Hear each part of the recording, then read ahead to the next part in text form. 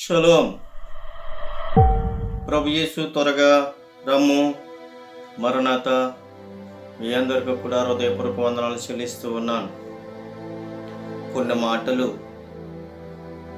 దేవుని యొక్క లేఖనంలో నుండి చదువుకొని ఆ మాటలు మనం ధ్యానిద్దాం. పరిశుద్ధాత్మ దేవుడు నీతోనూ నాతోనూ మన గ్రామాన్ని, మా దేశాన్ని, అనేక మందిని స్వస్థపరచడానికి దేవుడు కృప కలిగి ఉన్నాడు. కాబట్టి మనమందరం కూడా దేవుని యొక్క మాటలు వినదాం. దేవుని యొక్క మాటలు వినే హృదయంలో భద్రపరచుకుని అనేకమైన విషయాలు అనేక మందికి అందించడానికి మనమందరం కూడా సంసిద్ధమై ఉందాం. అందరము కలిగి దేవుని యొక్క సువార్తను ప్రకటిద్దాం. అందరము కలిసి చెయ్య కలుపుకొని దేవుని పని చేద్దాం. ప్రభు బాటలో మనం సాగుదాం. ఎవరు కూడా కోపతాపాలు పెట్టుకోకుండా దేవుని యొక్క వాక్యాన్ని మనం ప్రకటిద్దాం. దేవుని యొక్క ఆశీర్వాదాలు మనం పొందుకుంటామని నేను అంతగానో ఆశిస్తూ ఈ మాటలు మీతో చెప్పడానికి ఇష్టపడుతూ ఉన్నాను. ప్రేమ దేవుని బిడ్డలారా, పరిశుద్ధమైన గ్రంథముల నుండి సంఖ్యాకాండము 5వ అధ్యాయము 2వ వచనము మనము చదువుకుందాం. సంఖ్యాకాండము 5వ అధ్యాయము 2వ వచనం మనము చదువుకుందాం. ప్రతి కుష్ఠరోగి, స్రావము గల ప్రతి వాని శవము ముట్టుట వలన అపవిత్రుడైన ప్రతి వానిని పాలేములో నుండి వెలివేయవలెనని ఇశ్రాయేలుకు ఆజ్ఞాపించుము అంటున్నాడు. ఎవరి మాటలు చెప్తున్నారు అంటే పరిశుద్ధాత్మ దేవుడు మోషేతో చెప్పి ఈ మాటలు పట్టుకుని వెళ్ళి ఇశ్రాయేలుకు నువ్వు చెప్పు అని పరిశుద్ధాత్మ దేవుడు మోషేతో మాట్లాడుతున్నాడు. ప్రేమైన దేవుని బిడ్డలారా, ప్రతి కుష్ఠరోగి, అపవిత్రుడైన ప్రతి వాడిని సమాజంలో నుండి దూరంగా బయటకు తోలివేయడని ఇశ్రాయేలుతో చెప్పమన్నాడు. అయితే ఇశ్రాయేలులందరూ కుష్ఠరోగైన ఎవరైనా ఉంటే ఊరు బయటకు తోలివేసేవారంట. ఇక్కడ పరిశుద్ధాత్మ దేవుడు మోషేతో ఈ మాటలు చెప్పి ఈ మాటలు పట్టుకుని వెళ్ళి ఇశ్రాయేలుకి చెప్పమని, ప్రకటించమని పరిశుద్ధాత్మ దేవుడు బయలుపరచడండి. కుష్ఠరోగి ఇంటిలో ఉండడానికి అధికారం లేదు. ఒక కుష్ఠరోగి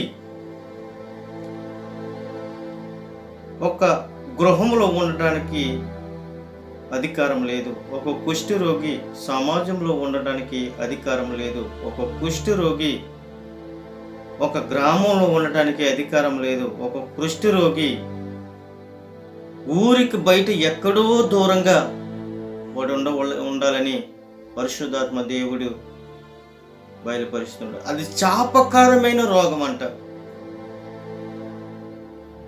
అది ఇష్టపడే రోగం కాదంట. ప్రేమ దేవుని బిడ్డలారా, ఆ కుష్ఠరోగి వచ్చిన వాడు ఊరికి ఎక్కడో దూరంగా తన కుటుంబాన్ని విడిచిపెట్టి, తన పిల్లలను విడిచిపెట్టి, తన భార్యను విడిచిపెట్టి, తన గ్రామాన్ని విడిచిపెట్టి ఎక్కడో ఒంటరిగా బ్రతకవలసిన అవసరము ఆ కుష్ఠరోగికి వచ్చిందంట. అసలు ఇంటిలో ఉండడానికే అధికారం లేదంట కుష్ఠరోగికి. అది దేవుడికి ఇష్టము కాదంట. ఆ పరిశుద్ధాత్మ దేవుడికి ఇష్టము కాదు, దూరంగా తోలివేయమంటున్నాడు. కానీ అదే పరిశుద్ధాత్మ దేవుడు ఏమంటున్నాడు తెలుసా?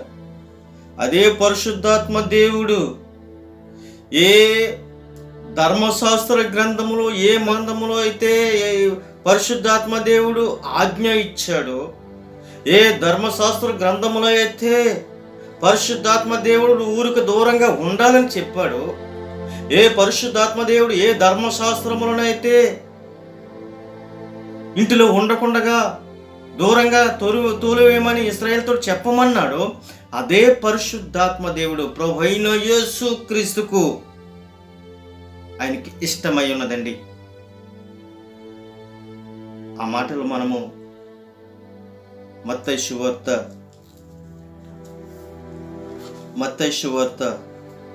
8వ అధ్యాయము మొదటి నుంచి ఆ మాటలు మనము చదువుకుందాం. మత్తయి సువార్త 8వ అధ్యాయము మొదటి నుంచి ఆ మాటలు మనము చదువుకుందాం.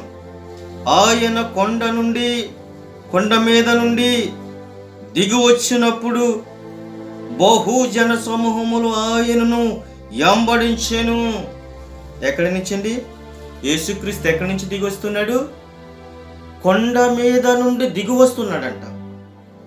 ప్రభువైన యేసుక్రీస్తు కొండ మీద నుండి కిందకి దిగి వస్తూ ఉండగా విస్తారమైన ప్రజలు జన సమూహమును ఆయనను అనగా ప్రభువైన యేసుక్రీస్తును వెంబడించారు. అయితే అనేక మంది ఆరోగ్యంతో ఉన్నారు. జన సమూహం అందరూ కూడా, బహుజన సమూహం అంతా కూడా వాళ్ళకి ఎటువంటి అనారోగ్యము లేదు. యేసుక్రీస్తు వస్తున్నాడని ఆయన్ని వెంబడించారు. అయితే ఊరికి ఎక్కడో దూరంగా ఉన్న ఒక కుష్ఠరోగి, ఎక్కడో దూరంగా కొండల్లో ఉన్న కుష్ఠరోగి, గ్రామంలో ఉండకుండా తోలివేసిన ఒక కొండలో దాక్కున్న కుష్ఠరోగి, ఊరు బయట ఉన్న ఒక కుష్ఠరోగి, ఆయన ఒకే ఒక మాట అన్నాడు యేసు ప్రభుని. ఏమన్నాడు తెలుసా? ప్రభువైన యేసు క్రీస్తుకు మొక్కి నీకిష్టమైతే నన్ను శుద్ధినిగా చేదువు. ఆ కుష్ఠరోగి ఆ కొండలో నుంచి, ఆ ఎడారిలో నుంచి యేసు ప్రభును చూసి ఆయన దగ్గరకు వచ్చి ఆయనకు మొక్కి నీకిష్టమైతే నన్ను శుద్ధినిగా చేదువు. అది నీకు తెలుసు. ఒకప్పుడు కుష్ఠరోగి పాపంతో ఉన్నాడేమో, ఒకప్పుడు పాపం చేసి జీవించాడేమో,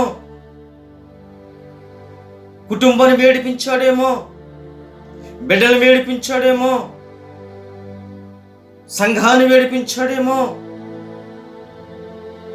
అయితే ఆ కుష్ఠరోగి ఎక్కడో దూరంగా తోలివేయమని పాత నిబంధన గ్రంథములో, ధర్మశాస్త్ర గ్రంథములో బయలుపరిస్తే, అదే పరిశుద్ధాత్మ దేవుడు యేసుక్రీస్తు మానవుడిగా భూలోకానికి వచ్చి ఆయన 33.5 సంవత్సరములు అనేక మందిని స్వస్థపరుచుకుంటూ దేవుని యొక్క సువార్తను ప్రకటించుకుంటూ ఆయన ఒక కొండ మీద నుంచి కిందకి దిగి వస్తూ ఉండగా, ఆయన జనసమూహం అందరూ కూడా ఆయన వెంబడిస్తూ ఉండగా, అక్కడ ఆ ఎడారిలో ఉన్న, ఆ కొండల ప్రాంతంలో ఉన్న ఊరుకు దూరంగా ఉన్న ఒక కుష్ఠరోగి వచ్చి ఆయనకు మ్రొక్కి నీకిష్టమైతే నన్ను శుద్ధినిగా నువ్వు చేయవు, నన్ను శుద్ధినిగా చేస్తావు, నువ్వు నన్ను స్వస్థపరుస్తావు అని అడిగినప్పుడు ఆ మాటకి ప్రభువైన యేసుక్రీస్తు ఏమంటున్నాడు తెలుసా? అందుకు ఆయన చెయ్యి చాపి వాని ముట్టి, ఎంత మహిమ గల దేవుడు అండి మన దేవుడు. కొనంత గాయపడితే ముట్టుకోవటానికి ఇష్టపడము, కొనంత పుండు పడితే మనం ఇష్టపడము, కొనంత రసికారితే మనం ఇష్టపడము, ఆ పుండుకి ఎక్కడైనా కొనంత ఈగలు పడితే ఇష్టపడము. అయితే భయంకరమైన రోగముతో ఉన్న కుష్ఠరోగిని రూపం కనబడలేని కుష్ఠరోగిని పరిశుద్ధాత్మ దేవుడు ఆయన చెయ్యి సాపి ఆయన ముట్టి అంటున్నాడు, నాకిష్టమే. ఏమంటున్నాడైనా? నాకిష్టమే. ఆయన ముట్టుకున్నాడు, ఆ కుష్ఠరోగును ముట్టుకున్నాడు. ముట్టుకుని ఒకే ఒక మాట అన్నాడు ప్రభువైన యేసుక్రీస్తు. ఏమన్నాడు తెలుసా? నాకిష్టమే ప్రియుడా, నాకిష్టమే ప్రియకుమార్తె. నువ్వెంత రోదన ఉన్నప్పటికీ, ఎంత గాయపడినప్పటికీ, ఎంత స్వస్థత లేనప్పటికీ, నువ్వెన్ని హాస్పిటల్ తిరిగినప్పటికీ, నీకు వైద్యం దొరకలేనప్పటికీ, నీకు గాయం తగ్గలేనప్పటికీ, నాకిష్టమే, నాకిష్టమే నా కుమారుడా. నిన్ను స్వస్థపరచడానికి నాకు ఇష్టమే, నిన్ను ప్రేమించడానికి నాకు ఇష్టమే, నిన్ను ఆదరించడానికి నాకు ఇష్టమే, నిన్ను హత్తుకోవడానికి నాకు ఇష్టమే. నువ్వంటే నాకు ద్వేషం లేదు, నువ్వంటే నాకు అసూయ లేదు, నువ్వంటే నాకు ప్రేమే. ఎందుకనంటే నేను నిన్ను సృజించిన యజమానుడినై ఉన్నాను, నేను సృజించిన నిన్ను ప్రేమించిన ప్రియకుమారుడినై ఉన్నాను. ఎందుకనంటే నీవు నా కుమారుడు అయి ఉన్నావు కనుక. నేను ఎంతమంది వెలివేసినా కానీ, ఎంతమంది నేను తోలు వేసినా కానీ, ఎవరు నిన్ను ముట్టుకోలేనప్పటికీ కూడా నీవు నాకు ఇష్టమే. చెయ్యి షాపి ఆయన ముట్టి ఏమన్నాడు తెలుసా? నీవు శుద్ధుడు కమ్ము అన్నాడు. ఒకే మాట ప్రభువైన యేసుక్రీస్తులోంచి వచ్చిన ప్రతి మాట ఏంటో తెలుసా?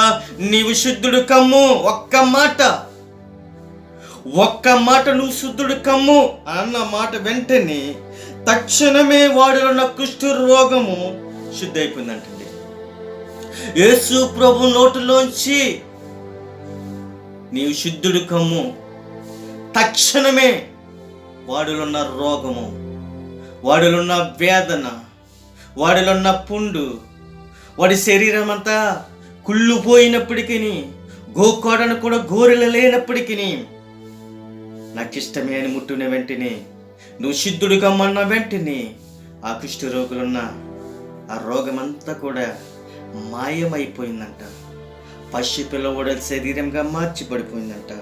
ప్రియమైన దేవుడు బిడ్డలారా, యేసుక్రీస్తు ఎప్పుడైతే ఆ మాట చెప్పిన వెంటనే వాడిలో కుష్ఠ రోగం బయటికి వెళ్ళిపోయిందో, అప్పుడు యేసుక్రీస్తు ఒకే ఒక మాట అన్నాడు. ఏమన్నాడు తెలుసా? ఎవరితోనూ ఏమీ చెప్పకు సుమి. ఎంత మహిమ గల దేవుడండి మన దేవుడు. ఆయన అతనిలో ఉన్న రోగాన్ని తీసివేశాడు, అతను ఉన్న భయంకరమైన శోధన తీసివేశాడు. అయితే ఒకే ఒక మాటతో అతనిని స్వస్థపరిచాడు. ఒకే ఒక మాటతో ఎప్పుడైతే స్వస్థపరిచాడు, రెండో మాట ఏమంటున్నాడు తెలుసా? నీవు ఎవరితోనూ కూడా చెప్పకు సుమి అని అంటున్నాడు. అయితే ఎప్పుడైతే ఈ మాట చెప్పాడో, నీవు వెళ్ళి వారికి సాక్షార్థమైన నీ దేహమును యాజకునికి కనుపరుచుకుని మోషే నియమించిన కానుకని అర్పించము. మోషే ధర్మశాస్త్రం ఏమైనది? ముందు ఒక కుష్ఠరోగి ఇంటిలో ఉంటే దూరంగా తరిమి కొట్టమని ధర్మశాస్త్రము చెబితే, అదే పాత నిబంధన గ్రంథంలో ధర్మశాస్త్రం, మోషే యొక్క ధర్మశాస్త్రము ఇంటిలో ఉండడానికి అధికారం లేదు, గ్రామంలో ఉండడానికి అధికారం లేదు, కుటుంబంతో ఉండడానికి అధికారం లేదు, హాస్పిటల్ ఉండడానికి అధికారం లేదు, ఊరుకు దూరంగా ఎక్కడో ఉండవలసిన వీడిని పరిశుద్ధాత్మ దేవుడు ప్రభువైన యేసుక్రీస్తు ఆయన కృప, ఆయన ప్రేమ ఆ కుష్ఠరోగం మీద ఉంచి ప్రభువైన యేసుక్రీస్తు ఆయన ముట్టుకుని స్వస్థపరిచి, ఆయన ధర్మశాస్త్రాన్ని వ్యతిరేకించలేదు, అదే ధర్మశాస్త్రాన్ని ఆయన అనుసరించి ప్రభువైన యేసుక్రీస్తు ఏమన్నాడు తెలుసా? ఏ సమాజంలో అయితే నువ్వు ఈ గ్రామంలోకి వచ్చావో, ఈ ఎడారులోకి వచ్చావో, నీ యాజకుని దగ్గరికి నువ్వు తిరిగి వెళ్ళు, ఆ యాజకునికి నువ్వు చూపించు నేను సిద్ధుడి కమ్మనని. చూపించిన తర్వాత ఆ యాజకుడికి ఏమేమన్నాడు? మోషే నియమించిన కానుకని అర్పించమన్నాడు. ప్రియమైన దేవుని బిడ్డలారా, ఆ కానుక ఎవరికి ఇవ్వాలి? ప్రభువైన యేసుక్రీస్తుకి ఇవ్వాలి కానుక. అయితే దేవుడు ఏమన్నాడు తెలుసు? ప్రభువైన యేసుక్రీస్తు ఏమన్నాడు తెలుసా? మోషేకి అర్పించు, మోషేకి చూపించు.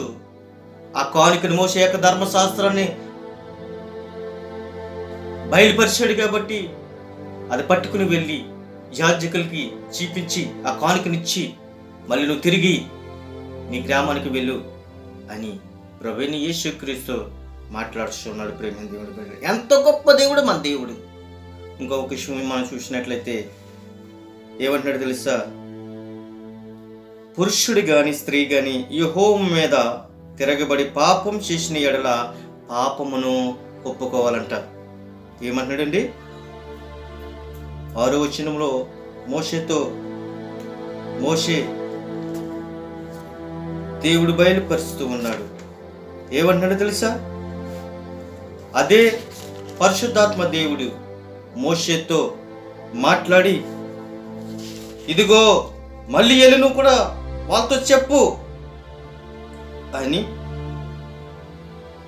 6వ వచనంలోకి వచ్చినప్పటికీ, 5వ అధ్యాయము సంఖ్యాకాండము 5వ అధ్యాయము 6వ వచనంలోకి వచ్చినప్పటికీ, పురుషుడు గాని స్త్రీ గాని యెహోవా మీద తిరగబడి మనుషులు చేయు పాపములో ఏదైనాను చేసిన ఎడల అపరాధమగునప్పుడు వారు తాము చేసిన పాపములను ఒప్పుకోవలను అంటున్నాడు. స్త్రీ అయినా కావచ్చు, పురుషుడైనా కావచ్చు, ఎవడైనా కావచ్చు, దేవుడి మీద తిరగబడి దేవుడి మీద తిరగబాటు చేసి దేవుని చెప్పిన ప్రతి నిబంధనలను నిరాకరించి దేవునికి లోబడకుండగా దేవుని మాటలకు విధేయుడు కాకుండా నీ పరిశుద్ధుడైన నీవు అపవిత్రగా నీవు చేసిన ఎడల నీవు పాపమును ఒప్పుకోవాలంట. ప్రియమైన దేవుని బిడ్డలారా, ఎవడైనా స్త్రీ అయినా కావచ్చు, పురుషుడైనా కావచ్చు, ఎవడైనా కావచ్చు, నీ పాపాన్ని ఒప్పుకోవాలని ఇక్కడ కొన్ని విషయాలు మనం చూసాం కదా. మరి మత్తయి సువార్త 8వ అధ్యాయము అవన్నీ కూడా ఆ భాగాలు మనం చూసాం. అయితే ఎవడైనా పాపం, స్త్రీ అయినా కావచ్చు, పురుషుడైనా కావచ్చు, పాపం చేసిన ఎడలంట ఆ పాపాన్ని ఒప్పుకోవాలంట. అయితే ఇక్కడ యోహాను సువార్తలో కొన్ని విషయాలు దేవుడు బయలుపరుస్తూ ఉన్నాడు. అక్కడ పరిసయ్యులు, శాస్త్రులు అనేక మంది ఉన్నప్పటికీ పరిశుద్ధాత్మ దేవుడు ఒక చిన్న సాక్ష్యం ఇచ్చాడు. ప్రియమైన దేవుని బిడ్డలారా, యోహాను సువార్త 8వ అధ్యాయము 1 నుంచి ఇంచుమించులు 11 వచనాలు మనకి అక్కడ కనబడుతూ ఉంటాయి. యేసు ఒలీవ కొండ దగ్గరకు వెళ్ళి తెల్లవారగానే యేసు తిరిగి దేవాలయంలోనికి రాగా ప్రజలందరూ ఆయన యొద్దకు వచ్చి ఆయనను కూర్చున్న వారికి బోధించుచుండెను. శాస్త్రులను పరిసయ్యులను వ్యభిచారము పట్టబడిన ఒక స్త్రీని తోడుకుని వచ్చి ఆమెను మధ్య నిలబెట్టి, బోధకుడా, ఈ స్త్రీ వ్యభిచారం చేయుచుండగా పట్టబడెను అని, అట్టివారిని రాళ్ళు రువ్వి చంపవలెనని మోషే ధర్మశాస్త్రము మనకు ఆజ్ఞాపించెను కదా, ఆయనను నేనేమి చెప్పుచున్నానని ఆయనని అడిగిరి. ప్రియమైన దేవుని బిడ్డలారా, యేసు క్రీస్తు ఎక్కడికి వెళ్ళాడు? ఒలీవ కొండ దగ్గరికి వెళ్ళి ఆ రాత్రత్తమాను కూడా ప్రార్థనలో గడిపి తెల్లవారిందే మళ్ళీ దేవాలయంలోకి వచ్చి ఆ దేవాలయంలో అనేక మందికి దేవుని యొక్క వాక్యాన్ని ప్రకటిస్తూ ఉండగా, బోధిస్తూ ఉండగా అక్కడ పరిసయ్యులు, శాస్త్రులను దేవుని యొద్దకు వచ్చి యేసు ప్రభుతో అంటున్నారు, ఈ స్త్రీ వ్యభిచారం చేసి పట్టబడింది. ఈ స్త్రీ వ్యభిచారం చేసి పట్టబడింది. అయితే రాళ్ళు రువ్వి కొట్టమని, చంపమని మోషే ధర్మశాస్త్రం చెలవిచ్చింది కదా. అని యేసు ప్రభు దగ్గరికి వచ్చి బయలుపరుస్తూ ఉన్నారు. ప్రేమ దేవుని బిడ్డలారా, ఆ వ్యభిచారం చేస్తున్న స్త్రీ వాళ్ళను తీసుకుని వచ్చి యేసు ప్రభు దగ్గర ఆ మందిరములో, దేవాలయంలో బోధిస్తూ ఉండగా ఆయన మధ్యకు తీసుకొచ్చి నిలవబెట్టి, ఈ పరిశీలు, ఈ శాస్త్రులను ఈమె వ్యభిచారం చేసింది కాబట్టి రాళ్ళుతో కొట్టి చంపమని మోసే ధర్మశాస్త్రం సెలవిస్తుంది కదా, మరి ఏం చేయమంటావు నువ్వు, నీ మాట సెలవివ్వు అని యేసు ప్రభుని అడుగుతూ ఉండగా యేసు ప్రభు ఒకే ఒక మాట అన్నాడండి. ఏమన్నాడు తెలుసా? అయితే యేసు వంగి నేల మీద వేలుతో ఏమో రాయిస్తున్నాడు. ఏం రాయిస్తున్నాడో మనకు తెలియదు కానీ, అయితే వారు ఆయనను పట్టు వదలక అడుగుచుండగా ఆయన తల ఎత్తి చూసి, మీలో పాపము లేనివాడు మొట్టమొదట ఆమె మీద రాయి వేయుడని వారితో చెప్పును. దేవునికి మహిమ కలిగిన గాక. ఈ పరిసయ్యులను, శాస్త్రులను యేసయ్య దగ్గరికి తీసుకొచ్చి యేసయ్య దగ్గర నిలబెట్టి మోషే ధర్మశాస్త్రం ప్రకారము రాళ్ళు చుక్కొట్టి చంపమని మరి ధర్మశాస్త్రం సెలవిస్తుంది, నువ్వేమి చేయమంటావో చెప్పు అని యేసయ్యను ఎక్కువగా మరి రోధిస్తూ ఉండగా, అడుగుతూ ఉండగా యేసు ప్రభు ఒకే ఒక మాట అన్నాడు, మీలో ఎవడైనను మొట్టమొదటిసారిగా పాపం చేయలేని వాడు ఆమె మీద రాయి వేయండి అని యేసు ప్రభు సెలవిచ్చాడండి. సెలవిచ్చిన తర్వాత మరల వంగి నేల మీద రాయిషుండెను. దేవునికి మహిమ కలిగిన గాక. ఏం రాస్తున్నాడు?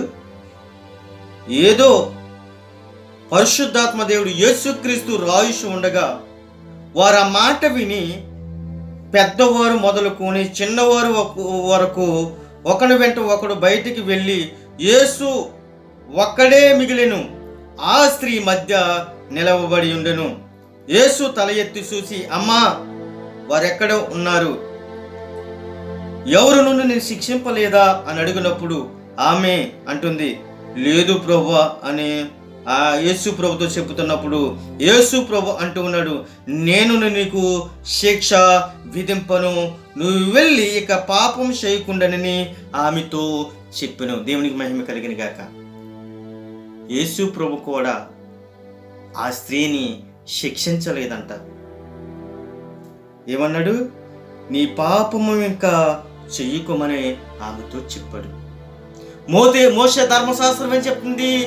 పాపం చేసిన వారిని రాళ్ళు ఇచ్చుకుని కొట్టమని, పాపం చేసిన వారిని హింసించమని మోషే ధర్మశాస్త్రం సెలవిస్తే, నిన్ను నన్ను ప్రేమించిన యేసయ్య, నిన్ను నన్ను రక్షించిన యేసయ్య యేసుక్రీస్తు ప్రభువు ఒకే ఒక మాటతో ఏమన్నాడు తెలుసా?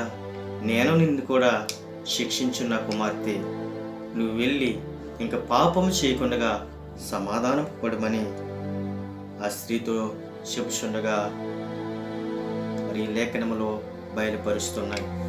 ఎందుకనంటే ఎవడైనా పాపం చేస్తే స్త్రీ అయినా కావచ్చు, పురుషుడైనా కావచ్చు, పాపాన్ని ఒప్పుకోవాలని ధర్మశాస్త్రం సెలవిస్తే, ఇక్కడ కొత్త నిబంధన గ్రంథంలో ప్రేమామయుడైన కరుణామయుడైన యేసుక్రీస్తు ఆయన ప్రేమను కురిపించి ఆయన ఒకే ఒక మాట అన్నాడు, అమ్మా, నిన్ను ఎవరైనా శిక్షించారా అంటే ఎవరు శిక్షించలేదు, అయితే నేను కూడా నిన్ను శిక్షించును, నువ్వు వెళ్ళి ఇక నువ్వు పాపం చేయకుండా నువ్వు ఉండు అని యేసు ప్రభు సెలవిచ్చాడు. ఎక్కడ ఒప్పుకుందామే?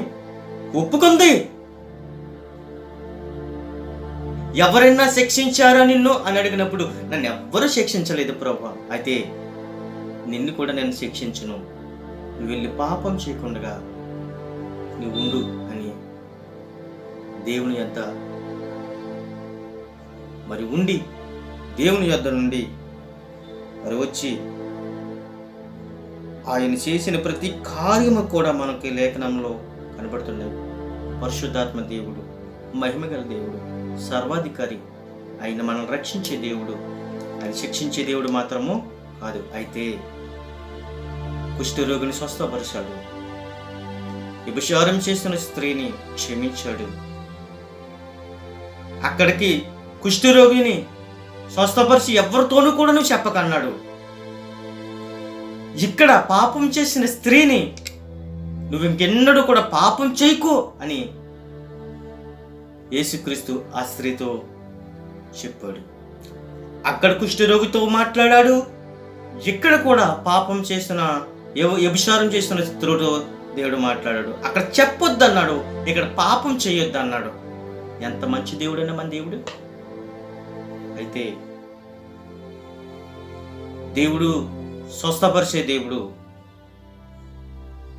రెండోదిగా ఆయన క్షమించే దేవుడు, మూడోదిగా ఆయన శిక్షించే దేవుడు మాత్రము కాదండి. అయితే అలా క్షమిస్తున్నాడు, అలాగే ప్రేమిస్తున్నాడు నువ్వు అనుకుంటున్నావేమో. ఏటేల కాలం ప్రభువైన యేసుక్రీస్తు క్షమించుడు. ఇప్పుడైతే నిన్ను క్షమిస్తున్నాడు ఈ మాటలను బట్టి. ఎవరైనా ఈ మాటలు వినకపోతే దేవుడు మిమ్మల్ని ఈ మాటలను బట్టి మిమ్మల్ని ఆదరిస్తాడు, ప్రేమిస్తాడు, క్షమిస్తాడు, స్వస్థపరుస్తాడు, ఆశీర్వదిస్తాడు. అయితే ఈ మాటలను బట్టి నువ్వు తప్పు చేసిన ఎడల, నువ్వు తప్పు చేసి సమర్థించుకున్న ఎడల దేవుడు క్షమించడండి.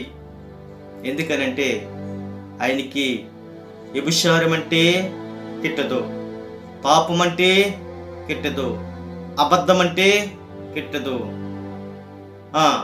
కొరచ బట్టలంటే దేవునికి కిట్టదండి. దేవుడు నీ కుటుంబంతోటే సంతోషంగా ఉండాలి తప్ప ఎదట వాళ్ళ కుటుంబాన్ని నువ్వు కూలగొట్టొద్దు అని ప్రభు మాట్లాడుతూ ఉన్నాడు. అయితే కుష్ఠరోగిని స్వస్థపరిచాడు, వ్యభిచార స్త్రీని క్షమించాడు, నువ్వు సమాధానపడి ఇంటికి వెళ్ళమన్నాడు. కుష్ఠరోగును కూడా ప్రేమించి ఇంటికి పంపించాడు. అలాగే నిన్ను నన్ను కూడా ఈ ఉదయకాల సమయంలో పరిశుద్ధాత్మ దేవుడు శిక్షించినప్పటికీ ఆయన ప్రేమించే దేవుడు. సమాజంలో గింటేసినప్పటికీ కూడా తిరిగి నిన్ను చేర్చుకుని, ఆయన హక్కున చేర్చుకొని నిన్ను ఎత్తుకొని ముద్దాడే దేవుడు. నీ తండ్రి నిన్ను కొడతాడు, నీ తండ్రి శిక్షిస్తాడు, కొడతాడు, తిడతాడు, శిక్షిస్తాడు. అయితే నీ తండ్రి కొట్టినప్పటికీ, తిట్టినప్పటికీ, శిక్షించినప్పటికీ నీ తండ్రి ప్రేమిస్తాడు, ఆదరిస్తాడు, ప్రమాదం ఉంటే ఆదుకుంటాడు, వేదనలు ఉంటే నిన్ను కాచుకుంటాడు, మరణానికి వెళ్ళిపోతుంటే ప్రార్థన చేసి నిన్ను రక్షించుకుంటాడు. కన్నీరు విడిచి నీ తల్లిదండ్రులు దేవునికి రోదన చేసుకుని నిన్ను నీ ప్రేమను వ్యక్తపరిచి దేవుని దగ్గర కన్నీరు కార్చి నిన్ను రక్షించుకుంటాడు. అలాగే పరిశుద్ధాత్మ దేవుడు నిన్ను కొట్టినప్పటికీ, నిన్ను తిట్టినప్పటికీ, నిన్ను శిక్షించినప్పటికీ పరిశుద్ధాత్మ దేవుడు ఇష్టపడి నిన్ను ఎత్తుకుంటాడు. ఎందుకనంటే కుష్ఠరోగిని ఏం చేశాడు? ముట్టుకున్నాడు, నాకు ఇష్టమే అన్నాడు. వ్యభిచారం చేసిన స్త్రీని నేను శిక్షించట్లేదు, నిన్ను క్షమించను, పాపం చీకు, తిరిగి ఇంటికి వెళ్ళమన్నాడు. అలాగే నువ్వు ఎప్పుడైనా పాపం చేస్తున్నావేమో, ఎప్పుడైనా ద్రోహం చేస్తున్నావేమో, ఎప్పుడైనా ఈ మాటలు విన్న ప్రతి ఒక్కరూ కూడా మీ తప్పును మీరు తెలుసుకొని ప్రభు సన్నిధిలో మోకరించండి, కన్నీరు విడిచి ప్రార్థన చేయండి, మీ పాపాలు ఒప్పుకోండి. మీరు ఏదైనా చేయని తప్పుని చేసున్నారేమో, ఇప్పుడే ఈ క్షణమే మోకరించి ప్రార్థన చేయండి, ప్రభు మిమ్మల్ని క్షమిస్తాడు. మన దేవుడు క్షమించే దేవుడు, మన దేవుడు ప్రేమించే దేవుడు, మన దేవుడు ఆదుకునే దేవుడు, మన దేవుడు కరుణించే దేవుడు, మన దేవుడు మరణాన్ని కూడా తప్పించే దేవుడు. అయితే నువ్వు పాపాన్ని ఒప్పుకుంటున్నావేమో. దేవునికి ఇష్టము కాదు. పరిశుద్ధాత్మ దేవుడు మాట్లాడుతూ ఉన్నాడు. ప్రేమ దేవుని బిడ్డలారా, ఎవరైనా పాపం చేసి ఉన్నట్లయితే పాపాన్ని ఒప్పుకోమంటున్నాడు. అయితే పాపం చేస్తున్న స్త్రీ దేవుని దగ్గరే ఒప్పుకుంది. అయితే సమాధానం పడి ఇంటికి వెళ్ళమన్నాడు పరిశుద్ధాత్మ దేవుడు. ప్రేమ దేవుని బిడ్డలారా, ఇక్కడ అనేకమైన విషయాలు మనం చూసాం. ఈ కృప సదాకాలము. ఈ మాటలు ఎవరైతే వింటారో, ఎవరైతే విని ఆశీర్వాదం పొందుకుంటారో వాళ్ళకి దేవుని యొక్క దీవెనలు ఉంటాయని, దేవుని యొక్క ఆశీర్వాదాలు ఉంటాయని కోరుకుంటూ నా మాటలు ముగిస్తూ ఉన్నాను. ఈ మాటలు, కొద్ది మాటలు దేవుడు దీవించి ఆశీర్వదించిన గాక. ఆమె. చిన్న ప్రార్థన. సకలాసురుగా కారాడుతుడు అయిన పరలోకపు తండ్రి, నీ ఘనమైన నామానికి లెక్కలేని స్తుతులు స్తోత్రాలు ప్రభావ. ఈ మాటలను బట్టి ప్రభావ అనేక మంది విని విశ్వాసం పొందుకోవడానికి, రక్షణ పొందుకోవడానికి ప్రభావ, పాపం చేసిన ప్రతి ఒక్కరు కూడా నా తండ్రి ప్రభావ క్షమాపణ కోరుకోవడానికి ప్రభు దగ్గర తండ్రి అంగీకరింపబడి వాళ్ళ కుటుంబాన్ని తండ్రి ప్రభావ ప్రేమించడానికి తండ్రి మరొకసారి జీవితంలో ఎటువంటి తప్పుడు ఒప్పులు తండ్రి లేకుండా బిడ్డలకు జీవిత కాలమంతా కూడా నీవే తోడి ప్రతి పాపం నుంచి కడిగి వేసి నీ రక్తంతో కడిగి శుద్ధీకరించి సహాయం చేసి మీరు మహిమ పొందుకుంటారని, జీవితంలో ఎటువంటి తప్పులు ఒప్పులు లేకుండా తండ్రి ప్రభావ బిడ్డలని రక్తంతో కడిగి శుద్ధీకరించి సహాయం చేసి మీరు మహిమ పొందుకుంటారని, మీరు నడిచి మమ్మల్ని నడిపించండి, శ్రమకు తోడుగుంచి దర్శనం దేవుని ఆశ్రయించి మీరే మహిమ పొందుకుంటారని యేసును పడుతున్నాం పరమ తండ్రి. ఆమేన్. దేవుని నామానికి మహిమ కలుగును గాక. మా ఛానల్ చూసిన ప్రతి ఒక్కరు మర్చిపోకుండా లైక్ చేయండి, షేర్ చేయండి, సబ్స్క్రైబ్ చేసుకోండి. అలాగే కింద ఉన్న బెల్ ఐకాన్ క్లిక్ చేయండి. అలాగే దేవుడు మిమ్మల్ని దీవించి ఆశీర్వదించును గాక. ఆమేన్.